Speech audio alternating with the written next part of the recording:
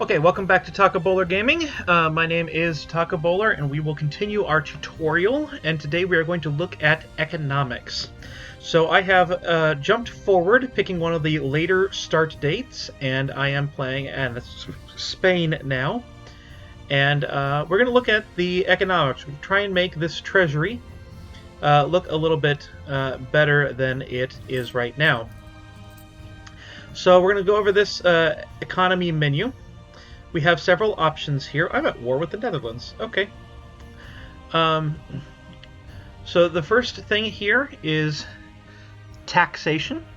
So if you go through your provinces, you can see here that there is a value called tax. This is based upon,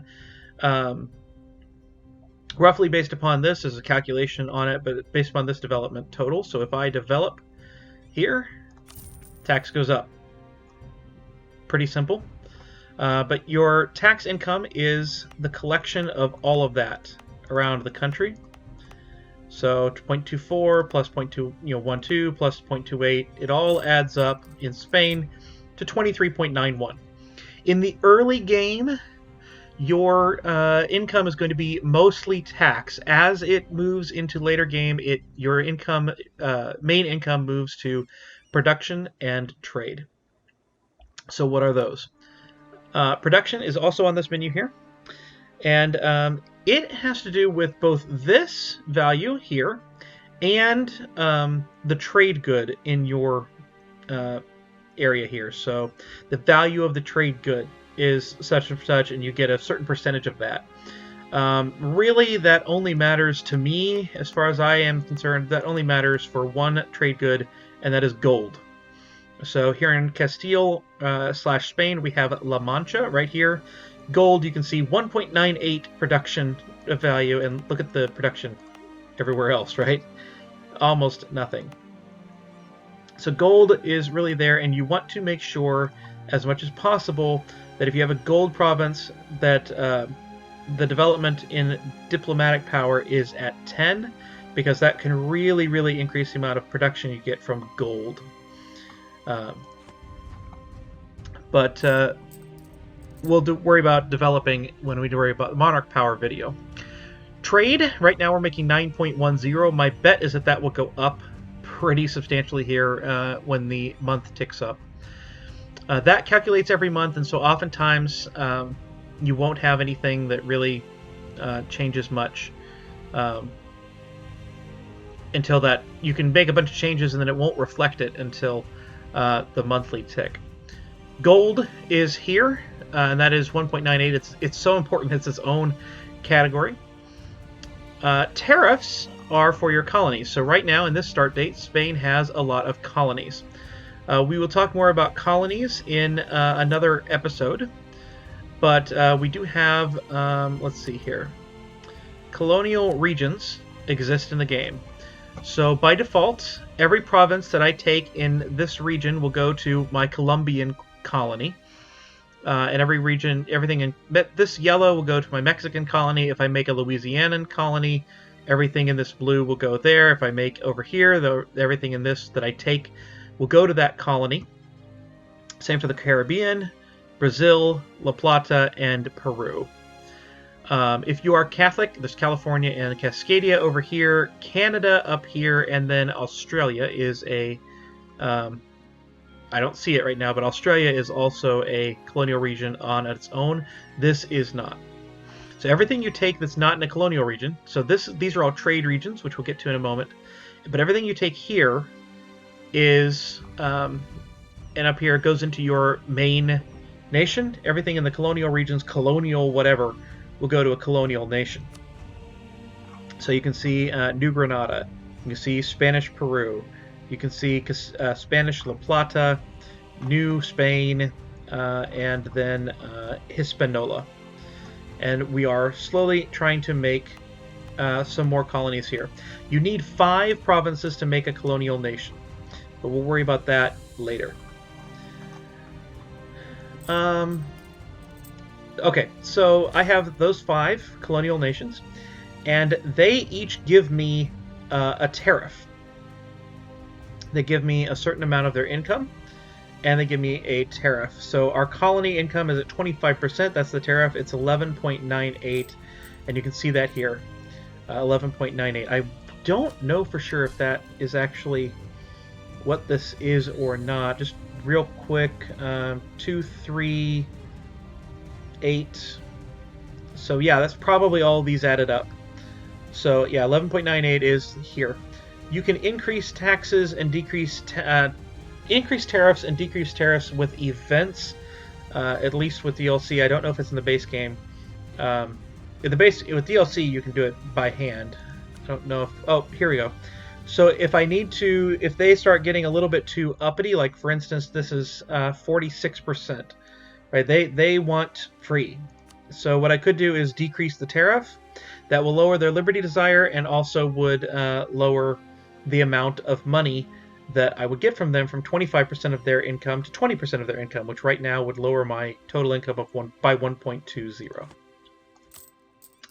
The last one would be vassals. If I had any vassals, they would give me a portion of their income. It looks like that is 15% of their income right now for Spain. And so that would go here if I had any of that.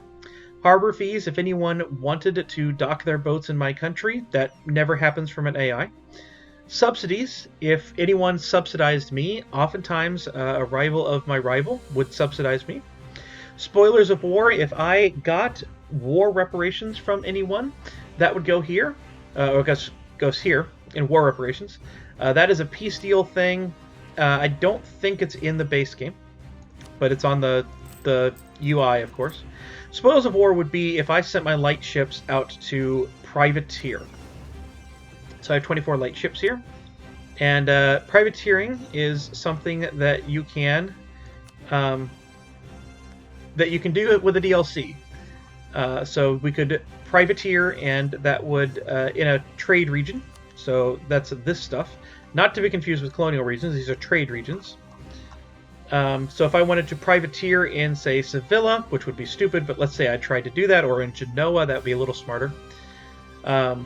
If I privateered over here, everyone in that trade node would get mad at me, but I would get spoils of war. So if you have that DLC, that would be something you could do. The other thing of spoils of war, I believe, is loot. So if I were at war, which I am at war from the Netherlands, if I go and I take a province, then I can take all of this loot, 19 gold. We would get 5 per month. So if I take control of that province, my income would go up by 5 per month if I had enough troops on that province.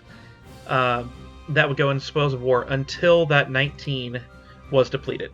So for 3 months, for 4 months, with the 4th month being a 4. So that's basically what the income side of this does. On the expenses side, we have advisors. So right now, the game does not start with any advisors being hired, but if I did hire any advisors, that would be, the cost here is 1.68 monthly. That goes in the advisors category. State maintenance is, of course, the states. Each one of the states gives a maintenance cost, 0.33. It gives me 1.90, but it costs me 0.33 to maintain everything in there. Every state has maintenance. I don't think that territories do. So this is a territory. Yeah, no maintenance, but also a lot lower income. So is what it is. But we are spending 7.63 maintaining our states. Generally speaking, that's worth it. If you have a DLC, you can set a state edict, which would cost more state maintenance, and those are varying degrees of worth it. Interest, if I had a loan, then I would have to pay interest. So the current interest level is base of 4. So I would have to pay each month 4% of 497 for the life of the loan, which I forget how long that is, 5 years. And that would go here until I paid it all back, which you just add the interest you haven't paid yet onto the loan. In fact, let's take a loan just to show that. So before I take a loan, though, here is inflation. My inflation goes up because I have a gold mine. So while the gold is a lot of money, it also raises inflation. Right now it's at 0, which has no effects. As the inflation goes up, all of this will cost that percentage more. So next month it'll be 0.01%, so this will be, instead of 7.63, it might be 7.64. So that's something to keep in mind. If you take a loan, inflation gets increased by 0.10. Okay, so now we have that. We also have an interest. We're paying 1.65 ducats per month. Let's say, oh, I did not want to do that. I want to pay it back. You can repay all loans that you have money for here, but let's say I want to repay a loan. So the loan was for 497, but actually I would have to pay 596 this month if I wanted to repay that. Basically, all the interest between now and the expiration date of January 23rd, 1584, 5 years from now, I've got to pay all that interest that the bank would be getting if I want to get rid of the cost. So we'll go ahead and repay that. And so now the interest would be back down to 0, but I lost 100 ducats in the meantime. If I paid subsidies to anyone, so I can pay subsidies to somebody else. Let's say I wanted to go to France, we can go give subsidies. Let's say I want to give them money. I want to give them 1.12 ducats per month for 10 years. Click OK. Now I have a diplomatic expense. If I were to request to give my fleets in anybody's ports, let's see, no one likes me well enough for that. Okay, then that would cost me 0.5 per month for the right to dock my fleets in the Papal States. That would also go under diplomatic expenses. And then fort maintenance. So each one of these forts, costs maintenance to maintain. For a level 2 fort, excuse me, I need a drink. For a level 2 fort, that costs 1 ducat per month. And then for Luxembourg, which is here, that is a level 4 fort, costs 2. There's level 6 and level 8 forts. I want to say it's exponential, so a level 6 is 4 ducats a month and a level 8 is 8 ducats a month, but don't quote me. Obviously, we don't have the ability, I don't think, to build a level 6 to test it. Nope. So that is fine. Colonial Maintenance. If I were to try and start a colony, I would send my colonist, and in 84 days, he will arrive, and my colonial maintenance will be at 2. For every colonist you have, it's 2, and then it starts going up exponentially if you start colonies that don't have an extra colonist to go to. So if I wanted to have 3 colonies with my 2 colonists, it is possible. There's a way to do that, but the first 2 would cost me 2 ducats per month. The third one would cost me 4. So that's there. Missionary maintenance, it costs money to convert provinces. So I don't like these guys are animist. I want to change that. So I'm going to click this button and it will cost me 0.65 ducats a month for 11 months to do that. I have 4 missionaries. So let's say I really don't like any of this stuff. I don't like that these guys are Muslim. I'm going to get rid of that.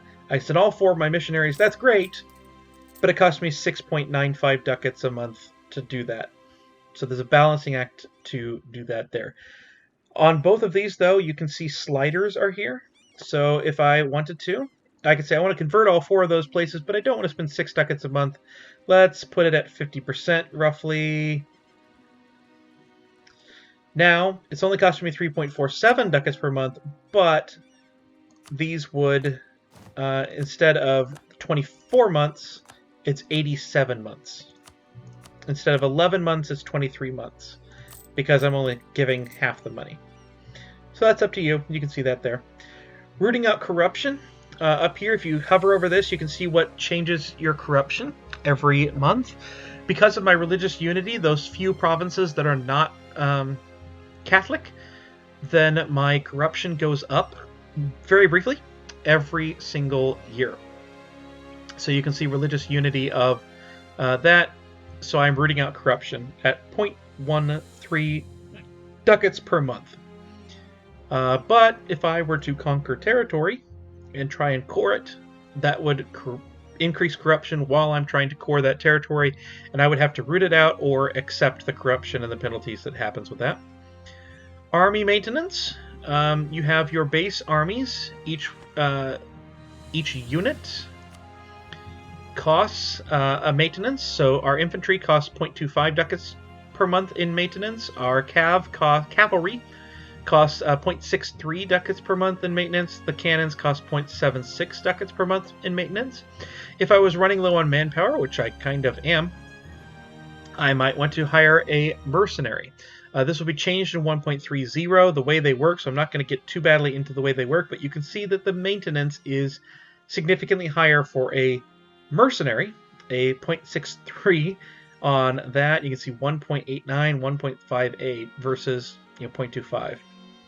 So mercenaries don't take your manpower, and so they can keep you going if you're really, really losing a war, but it's, not the best there. So you have the regular armies, the mercenaries, and then reinforcements cost as well. So if I lose men in a battle, or if I lose men to attrition, like this army is taking attrition, then I have to pay to reinforce that army. That goes in the reinforcements. That is oftentimes what tanks your economy during a war. Also, if you lose any of these provinces, like if the Netherlands take this province, then I will lose the 0.6 ducats that I'm making from this province. It'll go to the Netherlands. And the last thing is fleet maintenance. And so all your ships are there. Fleets don't usually cost very much, and light ships, if you have a bunch of light ships, they will make up for the cost on their own. You can do sliders here as well. But this affects morale because they're not getting paid, right? If you're only paying half the money you'd promised the army's probably not going to fight for you very well. So the maximum morale goes from 0 to 100% of their possibility. So when you're at peace, there are a lot of players that when you're at peace, they will lower this army maintenance way down. I'm really not one of them. If I can afford to avoid it, I'd rather just go to war with somebody else who's nice and easy and take some money from them to pay the fee if I'm losing money. But that's something you could do. You also can go over here to the military tab and mothball all your forts if you're not at war. A mothballed fort will let me just mothball this one. You can go to an individual fort as well if you want and toggle it. Instead of costing 1, it will cost me 0.5, but I lose the garrison. So now, if the Netherlands were to plop an army directly onto here, before I was able to get the thing back up, and a monthly tick happens, on the monthly tick I will increase the garrison up, and we would actually have the ability to defend the fort. But as long as that garrison's at 0, the Netherlands could come in, and it would act just like there wasn't a fort there. They would take it in 1 siege tick, and then they would have a fort, and it would take a lot for me to get it back. So that is something to consider as well for money. You can cut this number in half. The last things to talk about down here are war taxes. You can spend, when you're at war, you can spend 50 of your military power, and there's some adjustments that can happen to that, and you will get more taxes. So right now our taxes are at 23.91. If I do that, which of course I will do, then our, where does it come in? Oh, the maintenance went down. That's what it was. So the maintenance went down. Instead of 40 something, it's 34. Instead of 10 something, it's 9. If you go over your force limit, which right now I'm nowhere near my force limit, but if I were to go over my force limit in either category, Navy or Army, then the maintenance goes up. And it's just like the maintenance for your Army gets divided out by however many units you have, and then every unit over that amount of Army would be exponentially increasing in the amount of costs that it would take, and you'll get another line that says over force limit. So that is that, and I will return back next time, and we'll talk a little bit about how to get this trade number up, how to maybe massage this so that it's a little bit better. But I've been Thic Borders Gaming, and I'll see you next time.